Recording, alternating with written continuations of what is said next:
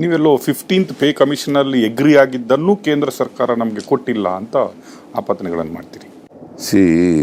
ಏನಾಗಿದೆ ಅಂತಂದರೆ 15th finance ಕಮಿಷನ್ನಲ್ಲಿ ನಮಗೆ 1.07% ಕಡಿಮೆ ಆಯಿತು. 14th ಫೈನಾನ್ಸ್ ಕಮಿಷನ್ಗೂ 15th ಫೈನಾನ್ಸ್ ಕಮಿಷನ್ಗೂ ಕಡಿಮೆ ಆಯಿತು. ಅದಕ್ಕೆ ಸ್ಪೆಷಲ್ ಗ್ರ್ಯಾಂಟ್ ಅಂತೇಳಿ ಹಣಕಾಸಿನ ಆಯೋಗದವರು ಒಂದು ಶಿಫಾರಸು ಮಾಡಿದರು. ಏನಪ್ಪ ಅಂತಂದರೆ 5,495 ಕೋಟಿ ಕೊಡಿ ಅಂತ. ನಿರ್ಮಲಾ ಸೀತಾರಾಮನ್ ಅವರು ಹಣಕಾಸಿನ ಸಚಿವರು ಆಯೋಗದವ್ರಿಗೆ ಹೇಳ್ಬಿಟ್ಟು ಅದನ್ನು ಫೈನಲ್ ರಿಪೋರ್ಟ್ನಲ್ಲಿ ಬರಬಾರ್ದು ನೋಡ್ಕೊಬಿಟ್ರು. ಸೆಕೆಂಡ್ ರಿಪೋರ್ಟ್ ಕೊಟ್ಟರಲ್ಲ, ಫೈನಲ್ ರಿಪೋರ್ಟ್, ಸೆಪರೇಟ್ ರಿಪೋರ್ಟ್, ಆ ರಿಪೋರ್ಟ್ನಲ್ಲಿ ಅದು ಮೆನ್ಷನ್ನೇ ಇಲ್ಲ. 1 ವರ್ಷ ಇತ್ತು ಫಸ್ಟ್ ರಿಪೋರ್ಟು, ಕೊಡಬೇಕಾಗಿತ್ತಲ್ಲ 5,495 ಕೋಟಿ ರೂಪಾಯಿನ ಕೊಟ್ರ. Is it not an injustice to Karnataka? ಅದಲ್ಲದೆ ಸೆಕೆಂಡ್ ರಿಪೋರ್ಟ್ನಲ್ಲಿ peripheral ring road, Bengaluru peripheral ring ರೋಡ್ಗೆ 3,000 ಕೋಟಿ ಶಿಫಾರಸು ಮಾಡಿದರು.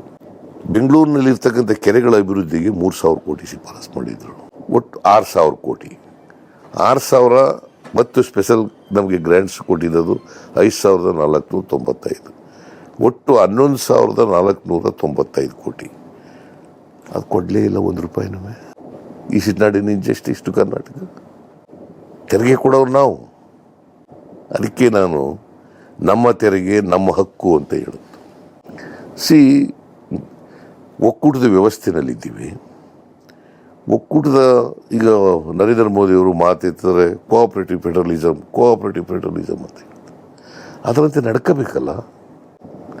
ನಾವು 100 ರೂಪಾಯಿ ಕಲೆಕ್ಟ್ ಮಾಡಿಕೊಟ್ರೆ ಟ್ಯಾಕ್ಸ್ನ, ನಾವು ಬರೋದು ಬರೀ 13 ರೂಪಾಯಿ. ಈ ಸರಿನಾ? That is our argument. ನಾವು ಸಂಘರ್ಷ ಮಾಡಬೇಕು ಅಂತೇನಿಲ್ಲ. ನಾವು ಸಂವಿಧಾನ ಒಪ್ಕೊಂಡಿದ್ದೀವಿ, ಒಕ್ಕೂಟದ ವ್ಯವಸ್ಥೆ ಒಪ್ಕೊಂಡಿದ್ದೀವಿ, ಕೇಂದ್ರ ಸರ್ಕಾರ, ರಾಜ್ಯ ಸರ್ಕಾರ, ಹಣಕಾಸಿನ ಆಯೋಗ ಏನು ಹೇಳ್ತಾರೆ ಅದರಂತೆ ನಡ್ಕೋಬೇಕು ಅಂತ ಹೇಳಿದ್ದೀವಿ.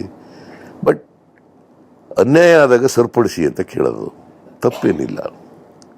ಇದೇ ನರೇಂದ್ರ ಮೋದಿಯವರು ಗುಜರಾತ್ ಚೀಫ್ ಮಿನಿಸ್ಟರ್ ಇದ್ದಾಗ ಕೇಂದ್ರ ಸರ್ಕಾರದ ಮೇಲೆ ಏನೇನು ಟೀಕೆ ಮಾಡಿದ್ದಾರೆ ಅಂತ ಇದೆ.